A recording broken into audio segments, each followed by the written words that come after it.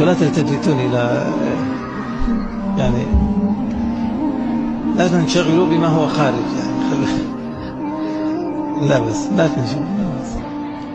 نعم. قال لا يظن الإخوة أني راضي عن الوضع يعني كان اتفاقنا أن كانت حلقات تحفيظ ما هي كتيبة. نعم. لا بس هذا خير وهؤلاء في خير، ووالله إن جلوسهم هنا وبهذه الأصوات لا هي أحب إلينا من مكوثهم في الشوارع وفي الأماكن التي لا نرضاها. لا والله أنا الآن فرحت بهذا. نعم. كيف أبناؤنا في بيوت الله خير وبركة، فلا يعني ننزعج من هذا.